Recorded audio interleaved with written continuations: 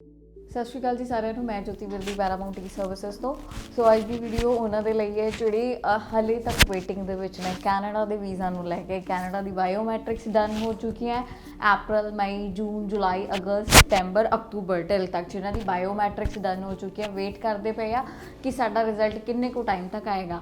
सो अज जो high commission की site बोलती है 163 days for India from India. जे किसी ने इंडिया तो फाइल लाई है, जे किसी पाकिस्तानी पासपोर्ट तो फाइल लगी आ तो वो 220 डेज़ का टाइम पीरियड जोड़ा वो हो चुका है। अप्रॉक्सीमेटली जे आप हाई कमीशन की साइट में फॉलो करिए 5 तो 6 महीने अप्रॉक्स लग रहे हैं।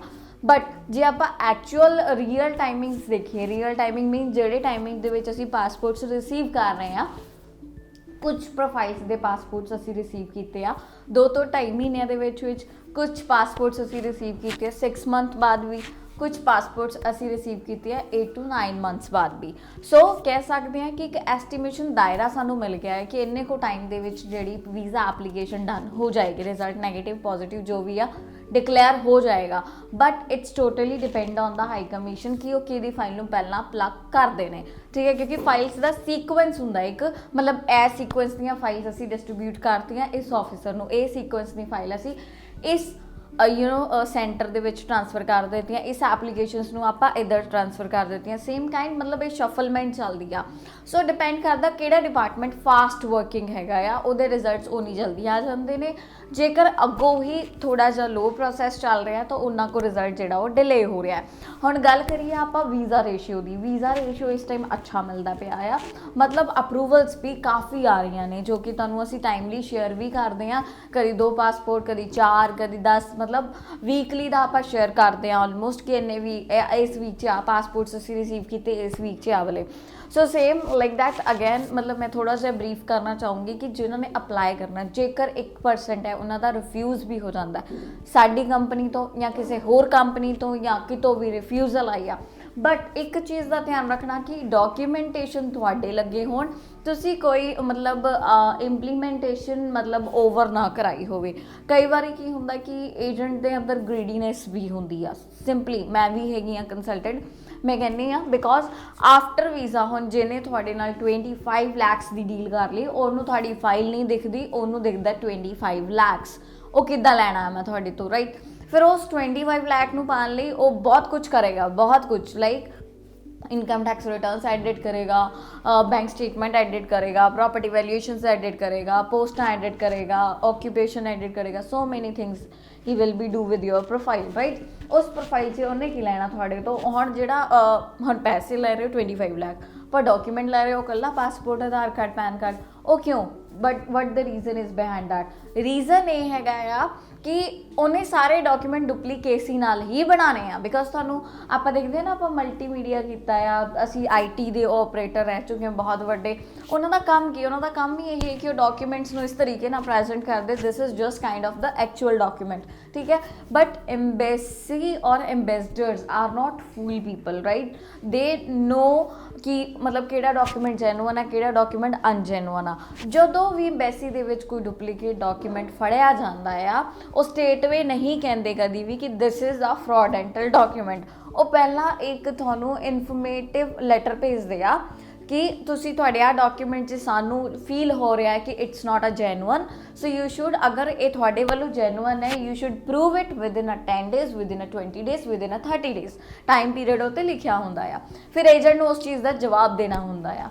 लास्ट टाइम ਦੇ ਵਿੱਚ ਸਾਡੇ ਕੋਲ ਐਪਲੀਕੇਸ਼ਨ ਇੱਕ ਸ਼ੇਅਰ ਕੀਤੀ ਸੀ ਕਿਸੇ ਨੇ, ਉਹਦੇ ਵਿੱਚ ਉਹਨੂੰ ਇਹ ਲੈਟਰ ਆਇਆ ਸੀਗਾ ਪ੍ਰੋਪਰ ਕਿ ਤੁਹਾਡੀ ਇਨਕਮ ਟੈਕਸ ਰਿਟਰਨਸ ਨੂੰ ਲੈ ਕੇ ਸਾਨੂੰ ਬਹੁਤ ਜ਼ਿਆਦਾ ਡਾਊਟ ਆ ਰਿਹਾ ਹੈ, तो इस करके काइंडली शेयर योर मतलब प्रॉपर प्रूफ करो कि ये थोड़िया ही हैं। वो च करना की सीगा, उन्होंने एक अपना इनकम टैक्स जोड़ा जिथे पोर्टल होंदा इनकम टैक्स भरिया जांदियां ने, उस पोर्टल का ID पासवर्ड शेयर करना सीगा, दोबारा डाउनलोड करके उन्होंने भेजनिया सीगियां। बट वो नहीं कर पाया, वो एजेंट नहीं कर पाया, ठीक है, क्योंकि एजेंट ने उन्होंने एडिट किया होया सीगा, फिल नहीं किया। हुण 10 लाख की इनकम टैक्स रिटर्न कोई कहता दिखा दो तो वीज़ा आ जाएगा, फिलोसफी है एक, ਠੀਕ ਹੈ, ਉਹ 10 ਲੱਖ ਦੀ ਇਨਕਮ ਟੈਕਸ ਰਿਟਰਨ ਬਣਦੀ ਕਿਵੇਂ ਆ, ਉਹ ਐਡਿਡ ਕਰ ਦਿੰਦੇ ਨੇ। ਟੈਕਸ 10 ਲੱਖ ਦੇ ਪਿੱਛੇ ਪੇ ਕਰਨ ਗਏ ਤਾਂ ਉਹਨੂੰ ਟੈਕਸ ਹੀ ਬਹੁਤ ਜ਼ਿਆਦਾ ਪੈ ਜਾਂਦਾ, ਇਸ ਕਰਕੇ ਉਹ ਕਲਾਇੰਟ ਨੂੰ ਦੱਸਣਾ ਵੀ ਪ੍ਰੈਫਰਡ ਨਹੀਂ ਸਮਝਦੇ। ਸੋ ਜਦੋਂ ਅਸੀਂ ਉਹ ਕੈਂਡੀਡੇਟ ਨੂੰ ਪੁੱਛਿਆ ਕਿ ਤੁਸੀਂ ਇਸ ਚੀਜ਼ ਦਾ ਜਵਾਬ ਦਿੱਤਾ, ਉਹ ਕਹਿੰਦਾ ਮੇਰੇ ਕੋਲ ਕੁਛ ਹੈ ਹੀ ਨਹੀਂ ਸੀ, ਮੈਂ ਜਵਾਬ ਕਿੱਥੋਂ ਦੇਣਾ, ਨਾ ਮੈਂ ਪਹਿਲਾਂ ਉਹਨੂੰ ਇਨਕਮ ਟੈਕਸ ਪ੍ਰੋਵਾਈਡ ਕੀਤੀ ਹੈ, ਨਾ ਮੇਰੇ ਕੋਲ ਹੁਣ ਹੈਗੀਆਂ। ਸੋ ਜਦੋਂ ਜਵਾਬ ਨਹੀਂ ਗਿਆ, within a month, within a 2 months they got a ban letter up to the 5 years। So ਉਹ 'ਚ ਲੋਸ ਕੀ ਹੋਇਆ, ਉਹਦੇ ਪੈਸਿਆਂ ਦਾ ਬਿਲਕੁਲ ਲੋਸ ਨਹੀਂ ਹੋਇਆ, 1 ਰੁਪਈਆ ਨਹੀਂ ਗਿਆ, ਮਤਲਬ ਸਿਰਫ ਐਮਬੈਸੀ ਦੀ ਫੀਸ ਗਈ, ਬਾਕੀ ਕੁਛ ਵੀ ਨਹੀਂ ਲਿੱਤਾ ਏਜੰਟ ਨੇ।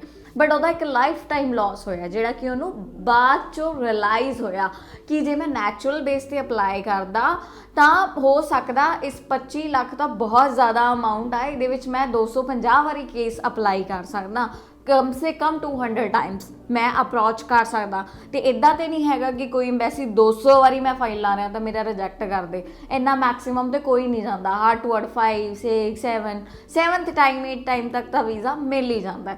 ਇਹ ਸੁਜੈਸ਼ਨ ਇਸ ਕਰਕੇ ਇਹਦੇ ਵਿੱਚ ਕਈਆਂ ਨੇ ਇਹ ਵੀ ਕਹਿਣਾ ਕਿ ਫਿਰ ਮਤਲਬ ਪੇਮੈਂਟਸ ਕਿਉਂ ਲੈਂਦੇ ਆ ਕੰਸਲਟੈਂਟ। ਦੇਖੋ ਹਰ ਬੰਦਾ ਮਿਹਨਤ ਕਰਦਾ ਚੀਜ਼ ਨੂੰ ਨਾ, ਹੁਣ ਜਿਹਨੇ ਐਕਚੁਅਲੀ ਕੁਛ ਚੀਜ਼ ਲੈਣੀ ਆ, ਹੁਣ ਤੁਸੀਂ ਇੱਕ ਨੋਰਮਲ ਜਿਹੀ ਗੱਲ ਕਰਦੇ ਹਾਂ ਅੱਜ ਕਿ ਤੁਸੀਂ ਇੱਕ ਪ੍ਰੈਪਰੇਸ਼ਨ ਕਰਨੀ ਆ, ਠੀਕ ਹੈ, ਅੱਜ ਆਪਾਂ ਘਰ ਦੇ ਵਿੱਚ ਇੱਕ ਮੈਰਿਜ ਹੀ ਰੱਖਦੇ ਹਾਂ, ਸਾਨੂੰ ਮੈਰਿਜ ਦਾ ਫਿਊਚਰ ਨਹੀਂ ਪਤਾ ਕਿ ਉਹ ਸਹੀ ਹੋਏਗੀ ਕਿ ਗਲਤ ਹੋਏਗੀ, ਬਟ ਕੀ ਹੈ ਸਾਨੂੰ ਇੱਕ ਪਰਸਨ ਲੱਭ ਗਿਆ, ਉਹ ਵਧੀਆ ਆ, ਉਹਦੇ ਨਾਲ ਮੇਰੇ ਇਸ ਫੈਮਿਲੀ ਮੈਂਬਰ ਦੀ ਲਾਈਫ ਵਧੀਆ ਹੋ ਜਾਏਗੀ, ਅਸੀਂ ਵਧੀਆ ਸੋਚ ਕੇ ਉਸ ਚੀਜ਼ ਨੂੰ ਕੰਟੀਨਿਊ ਕਰਦੇ ਹਾਂ। ਰਿਜ਼ਲਟ ਕਿਸੇ ਨੂੰ ਨਹੀਂ ਪਤਾ, ਉਹ ਬਾਅਦ 'ਚੋਂ ਪਤਾ ਲੱਗਦਾ 5 ਸਾਲ ਬਾਅਦ 'ਚ ਜਦੋਂ ਨਿਭਦੀ ਹੈ, ਰਾਈਟ। ਕਈਆਂ ਦੀ 5 ਦਿਨ ਵੀ ਨਹੀਂ ਨਿਭਦੀ, ਬਟ ਵਿਆਹ 'ਚ ਖਰਚਾ 2.5-3 ਲੱਖ ਦਾ ਹੋ ਜਾਂਦਾ। ਹੁਣ ਤੁਸੀਂ ਕੀ ਕਰੋਗੇ ਕਿ ਸਾਡਾ ਉਹ ਖਰਚਾ ਰਿਫੰਡ ਕਰੋ, ਨਾ ਤਾਂ ਕੈਟਰਿੰਗ ਨੇ ਦੇਣਾ, ਨਾ ਹੋਟਲਸ ਨੇ ਦੇਣਾ, ਨਾ ਜੋ ਤੁਸੀਂ ਸ਼ਗਨ ਵੰਡਦੇ ਉਹ ਦੇਣਾ, ਰਾਈਟ। ਪਰ ਫਿਰ ਵੀ ਆਪਾਂ ਇੱਕ ਸਟੈਪ ਆਊਟ ਲੈਂਦੇ ਹਾਂ। So same kind as that embassy, ਤੁਸੀਂ ਚੀਜ਼ ਨੂੰ ਪ੍ਰੋਪਰ ਕਰੋ। ਪ੍ਰੋਪਰ ਮੀਨਸ ਡਾਕੂਮੈਂਟ ਅਸਲੀ ਲਗਾਓ, ਜੋ ਹੈ ਉਹ ਲਗਾਓ, ਘੱਟ ਹੈ ਤਾਂ ਘੱਟ ਸ਼ੋ ਕਰੋ, ਵੱਧ ਹੈ ਤਾਂ ਵੱਧ ਸ਼ੋ ਕਰੋ, ਠੀਕ ਹੈ। ਜੇ ਵਧਾਉਣਾ ਵੀ ਹੈ ਤਾਂ ਇੱਕ ਜੈਨੂਅਨ ਤਰੀਕੇ ਨਾਲ ਵਧਾਓ, ਇੱਕ ਕੰਸਲਟੇਸ਼ਨ ਲੈ ਕੇ ਪ੍ਰੋਪਰਲੀ ਵਧਾਓ, ਫਿਰ ਉਸ ਬੇਸ 'ਤੇ ਵੀਜ਼ਾ ਅਪਲਾਈ ਕਰੋ ਅਤੇ ਵੀਜ਼ਾ ਮਿਲੇਗਾ। ਸੀ ਆਈ ਐਮ ਆਲਸੋ ਕੰਸਲਟੈਂਟ, ਮੈਂ ਵੀ ਫਰੀ ਆਫ ਕਾਸਟ ਕੰਮ ਨਹੀਂ ਕਰਦੀ, ਠੀਕ ਹੈ, ਪ੍ਰੋਫੈਸ਼ਨ ਹੈ, ਬਟ ਪ੍ਰੋਫੈਸ਼ਨਲੀ ਚੀਜ਼ ਨੂੰ ਕਿੰਨਾ ਕੁ ਇੱਕ ਦਾਇਰਾ ਹੁੰਦਾ ਆ, ਕੀ ਚਾਰਜ ਕੀ ਨਹੀਂ, ਉਹ ਸਾਰੀ ਚੀਜ਼ ਨਾ ਪ੍ਰੋਪਰਲੀ ਕੰਸਲਟ ਕਰਕੇ ਪਹਿਲਾਂ ਕਾਉਂਸਲਿੰਗ ਦੇ ਕੇ ਫਿਰ if you are okay, you are satisfied, then you can apply just only.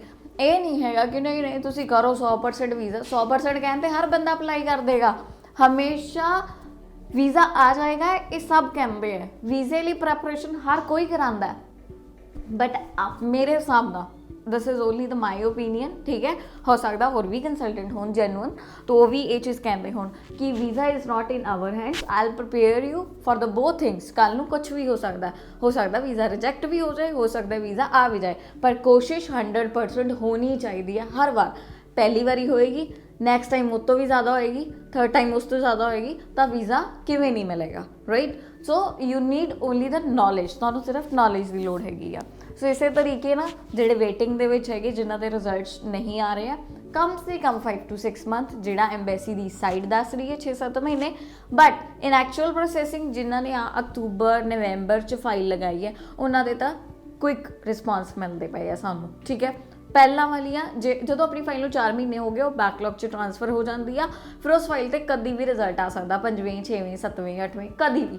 But don't B panic, ਆ ਨਹੀਂ ਰਿਹਾ, ਕੁਝ ਕਰਨਾ ਨਹੀਂ ਹੈਗਾ, ਇਹ ਨਾ ਹੋਵੇ ਵੈਬ ਫਾਰਮ ਰੇਜ਼ ਕਰਤਾ, ਮੈਨੂੰ ਰਿਜ਼ਲਟ ਕਿਉਂ ਨਹੀਂ ਦੇ ਰਹੇ, ਨਾ ਕੋਈ ਚੀਜ਼ ਐਕਸਪਾਇਰ ਹੋਈ, ਫਿਰ ਉਹ ਰਿਜ਼ਲਟ ਜਲਦੀ ਮਿਲ ਜੂਗਾ। So web form just for the need ਕਰਨਾ ਹੈ, ਕੁਝ ਚੇਂਜਿੰਗ ਹੋਏ ਆ, ਬੰਦਾ ਅਨਮੈਰਿਡ ਸੀ ਮੈਰਿਡ ਹੋ ਗਿਆ ਤਾਂ ਰੇਜ਼ ਕਰਤਾ, ट्रैवल डेट्स एक्सपायर हो गई ਤਾਂ ਰੇਜ਼ ਕੀਤਾ, ਪਾਸਪੋਰਟ 'ਚ ਕੋਈ ਕਰੈਕਸ਼ਨ ਕਰਾਈ ਤਾਂ ਰੇਜ਼ ਕੀਤਾ, ਕੋਈ ਫੈਮਿਲੀ ਮੈਂਬਰ ਅਸੀਂ ਐਡ ਕੀਤਾ ਸੀ ਵਿੱਚ ਫੈਮਿਲੀ ਫਾਰਮ ਦੇ ਵਿੱਚ, ਉਹ ਡਿਕੀਜ਼ਡ ਹੋ ਗਿਆ ਜਾਂ ਨਿਊ ਮੈਂਬਰ ਐਡ ਹੋ ਗਿਆ, ਉਹ ਤਾਂ ਕਰਨਾ।